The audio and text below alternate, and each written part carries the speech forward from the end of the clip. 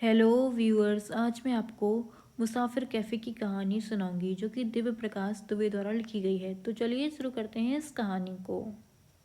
ऐसे एक दिन की बात। चंद्र को समझ में आ चुका था कि ये वही लड़की है जिससे वो शादी के लिए मिलने आया है।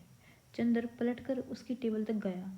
इससे पहले वो कुछ समझाती या बोलती, चंद्र ने कहा, पता नहीं आपको सुनकर कैसा लगेगा, लेकिन मैं भी सॉफ्टवेयर इंजीनियर हूँ। सॉरी, आपको वेट करना पड़ा। I am Sudha. अरे कोई बात नहीं, बहुत अच्छा बोली आप। I am Chander. आप बातें सुन रहे थे? सुन नहीं रहा था, सुनाई पड़ रही थी। मैं बहुत ज़ोर से बोल रही थी क्या? हाँ और क्या, पता नहीं कहाँ कहाँ से आ जाते हैं। खैर, आप बुरा ना मानो तो एक बात पूछूं? हाँ पूछिए। मेरे बाद भी कोई मिलने आ रहा हो तो आप बता दीजिए, मैं उस हिसाब से टाइम एडजस्ट कर लूँगा। अरे नहीं नहीं, एक दिन में दो लड़के काफ़ी हैं। क्या करती हैं आप? मैं लॉयर हूँ, फैमिली कोर्ट में प्रैक्टिस करती हूँ। आप कह सकते हो डिवोर्स एक्सपर्ट हूँ। वाह, मैं आज पहली बार किसी लड़की लॉयर से मिल रहा हूँ। सही में डिवोर्स करवाती हो क्या? सही बताऊँ तो डिवोर्स कोर्ट में आने से पहले ही हो चुका होता है। हम तो बस सरकारी स्टैंप लगाने में और हिसाब किताब करने में मदद करते हैं। क्यों करते हैं लोग डिवोर्स? कोई एक वजह थोड़ी ही है।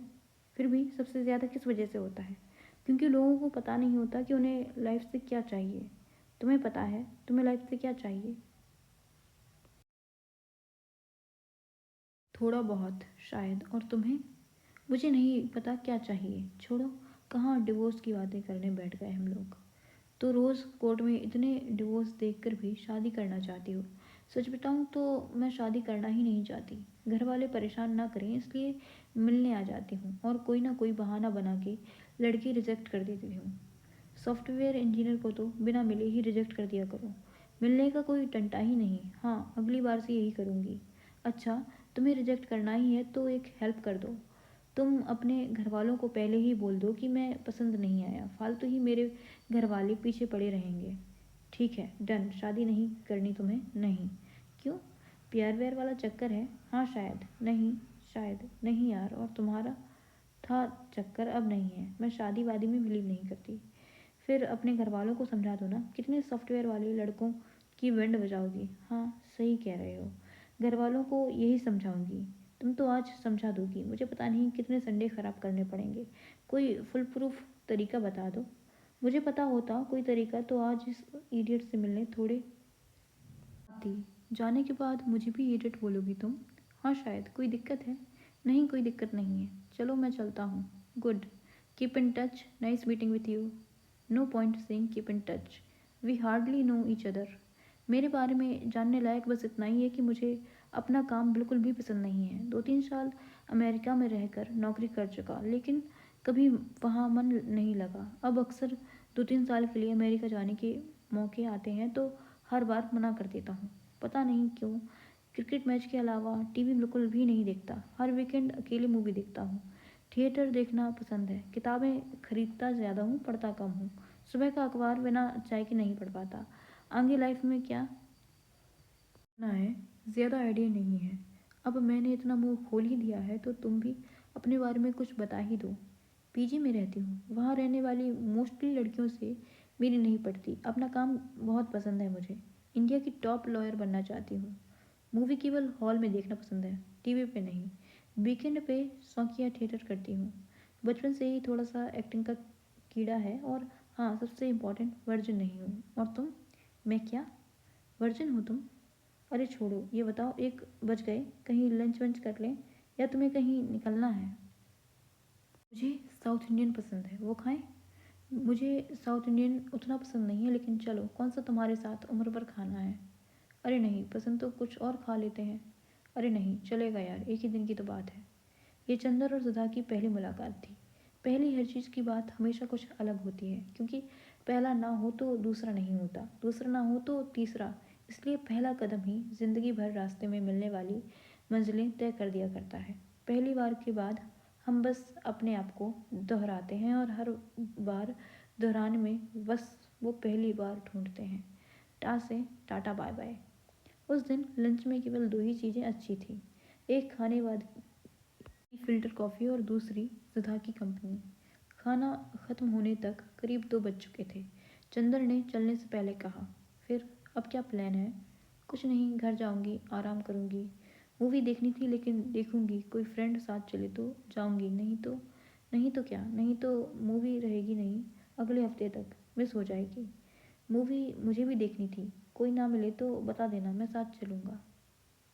मुझे वैसे भी देखनी ही होती है मूवी। इनफैक्ट तुमसे मिलने नहीं आया होता तो मूवी देखने ही गया होता।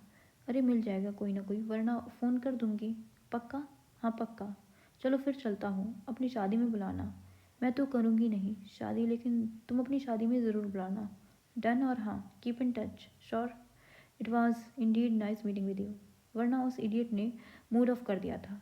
किसी से मिलकर नाइस मीटिंग यू अगर कभी लगा भी करे तो बोला मत करो, कुछ चीज़ें बोलते ही कचरा हो जाती हैं। ठीक है, ध्यान रखूंगी। चलो बाय बाय।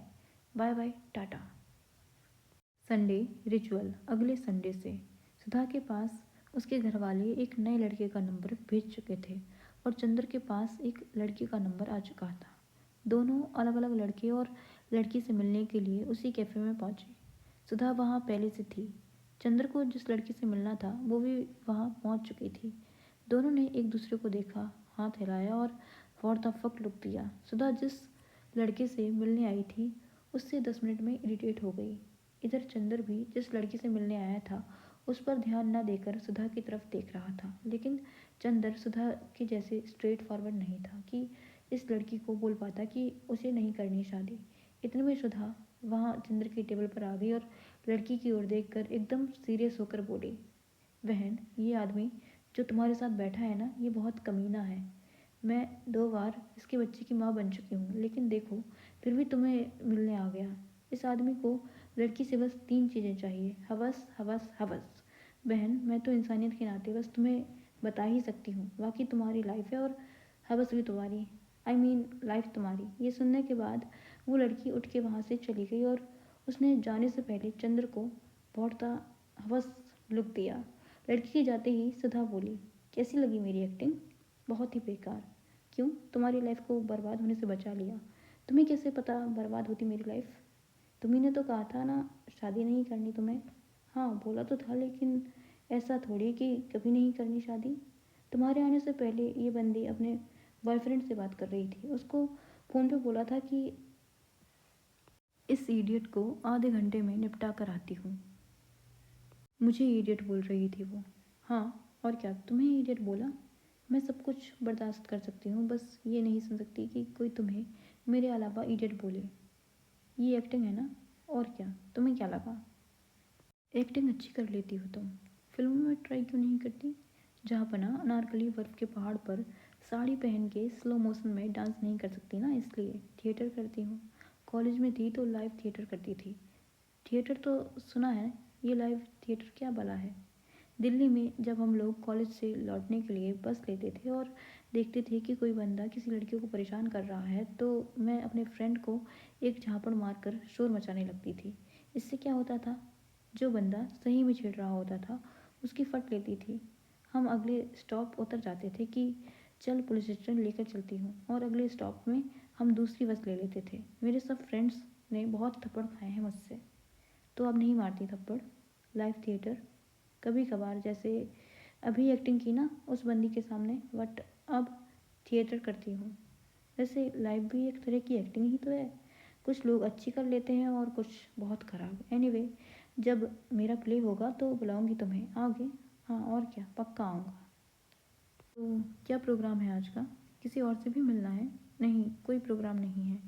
प्ले देखने चलोगे? कौन सा? कोई सा भी जो चल रहा होगा। थिएटर की बात हुई तो प्ले देखने का मन कर गया। चलो, प्ले के बीच में तुम मुझे थप्पड़ लगाकर अपना लाइव थिएटर मत शुरू करना बस।